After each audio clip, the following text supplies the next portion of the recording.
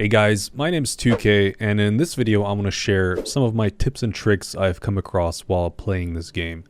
Hopefully you'll learn something new and can use this knowledge in your own games. Some are more beginner tips while others are a little more advanced that you might not know about. Anyway, let's start with the first and most basic one. You can find all sorts of things in these seemingly unsuspecting crates, which are all over the map during your campaign and operations missions. It took me an embarrassingly long time to figure this out, and nearly finished the entire campaign before discovering they drop ammo, stims, grenades, and armor boosts. Make sure to keep an eye out for them. Something which also seems to blend into the background are these explosive barrels. Anything that's red and looks like a barrel or propane tank explodes when shot. Also these plasma looking things. Enemies can't break them, and you can't break them with melee attacks either. You can only shoot them, and the explosion only deals damage to you and enemies, not friendlies. It will still stagger them though. They also have physics, so you can move them around if you wanted to, although the only time I can think of where this is useful is during the Inferno operation. There are some propane tanks that can spawn close to where some Terminids spawn. You can nudge it a bit closer to damage more of the wave. Speaking of explosive barrels, tip number 3, kill yourself. That's right, you can strategically use the barrels to die so that you can respawn at a checkpoint without a mortal wound and higher HP and grenades. Just make sure your team knows what you're doing, or they might think you're trolling and kick you. Tip number 4, loadout stations refill your ammo, and yes, even grenades from the grenade launcher. Just reselect your current loadout and your primary and secondary ammo will be refilled. Another thing that took me way too long to notice, you can teleport around the battle barge in the tab menu during the Operations and Eternal War mode. Number 6. Did you know that stims clear mortal wounds? If you're down too many times and you get a mortal wound, if a stim heals you to at least 101% HP, it will remove the debuff, letting you get downed again without dying. Since the new patch, stims also heal contested health. That means you should always hold on to your stims to heal back a big chunk of contested health, rather than topping off your HP. You'll get more value and stay healthier with each stim that way. Did you know you can shoot these goo things on the ground? AoE attacks are great at clearing them, or just use your sidearm. This next tip was taught in the tutorial of the game, but a lot of people still seem to miss it. When you lock onto an enemy, it shows you how much health they have and how close they are to an execution. It's divided into thirds, and when it's red, it means they're very close to execution range. There are actually 2 XP bars when you level up your weapons. One is for your individual weapon version, and one is for each tier. They work independently from each other, so if you level up your weapon versions with Armory data, you still have to fill up this bar before you get access to the next tier of weapons. Tip number 11. You can use higher tier Armory data to unlock lower tier weapons. So if you're spamming ruthless operations, you don't have to lower your difficulty to get that specific level of Armory data. Just use the higher tiers instead. When picking a melee weapon, make sure you don't accidentally pick block, since this completely removes your ability to perform perfect parries on enemies. I used Armory data to level up all of my block weapons. Don't be so eager to go for a gun strike. If you aren't immune to being knocked back or interrupted, you will just lose all of your health and not even get your gun strike off. It lingers for a while, which gives you enough time to reposition to get a safe gun strike. Like the explosive barrels, grenades stagger teammates but don't do any damage. But they will damage you.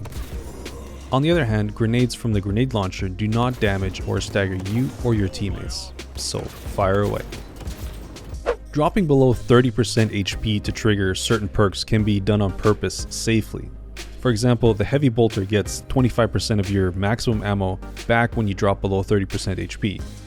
This does not include contested health, so you could drop down to below 30% HP to get the ammo and quickly gain your contested health back with the heavy's high damage. or get it back with a stim when you were planning on using one anyway, or prep an execution, then take damage on purpose and heal it all back.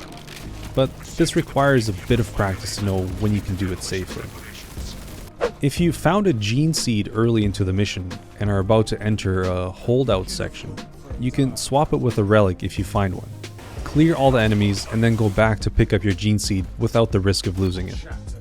Speaking of gene seeds, everyone on your team gets the bonus XP at the end of the mission, so be sure to put it on the person you think will survive the longest, probably your Vanguard or Bulwark. Did you know you can straight up run/dodge through cultists to kill them? They will turn into a cloud of blood from the sheer impact, so save your ammo. Sometimes you need to shoot something but don't want to perform a gun strike right away. You can avoid triggering gun strikes simply by manually aiming at something else. If you play as Vanguard and have this Chaos Curse effect on you, your hook ability will help you differentiate the illusions from real enemies by locking onto them. Enemies inflict friendly fire. This is most noticeable with the snipers. You can use this to your advantage. Just be sure to dodge since the shot penetrates. Majora's enemies remain in the executable stun animation for a very long time. Oftentimes it's advantageous to leave them for a few seconds while you deal damage to other things. You can use it as a safety net to get some armor back or dodge a dangerous incoming attack since you're invulnerable during the animation. You can reload and stim while you're rolling around, which makes it a lot safer to do. Reload animations don't actually have to finish. You can animation cancel your reload once the number at the bottom changes, getting you back into the action faster. The reload is over, but you can't shoot yet, but you can start using melee already. Don't use your relic immediately. Wait for your teammates to revive you, but if you really have to revive, try to do it where you can get your contested health back quickly since you don't revive with full HP. Like having an executable enemy close by or having a stim, for example. Did you know every class has an additional perk that most people miss? If you hover over your class ability, it shows you your class starting perk. Some are extremely powerful, like the Vanguard getting contested health faster, or Assault having a bigger perfect dodge window. Do you ever struggle with Assault not flying where you want him to? You might just need to look up higher to aim your jetpack further. I thought it was a bug at first, but you just need to adjust your camera slightly. Check the pause menu in a mission to see which attacks in your combos are guard breaks. Weave these into your attack pattern to open up enemies for gun strikes. You might not be dodging enough. If you're ever surrounded by a huge horde and are cornered, you can just dodge your way to safety and basically take no damage while doing it. Lastly, another class-specific one. I had a fully leveled Bulwark on my team the other game, and he was following me around waiting until I got an execution on a Majora's. Right as I started the animation, he used his banner to give me full contested health, and since the contested health only refills at the end of the execution animation, I received a full heal, while also healing himself with an execution of his own.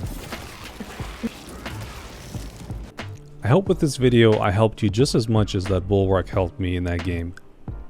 If you learned something new, leave a like on this video, I would really appreciate it. My next few videos will be guides on each individual class where I deep dive into the best builds and which perks you should use, when and why, as well as combat strategies for each class and how to properly manage your health. So subscribe if that's something you're interested in. Anyway, I hope you enjoyed this video, and I'll see you in the next one. Peace.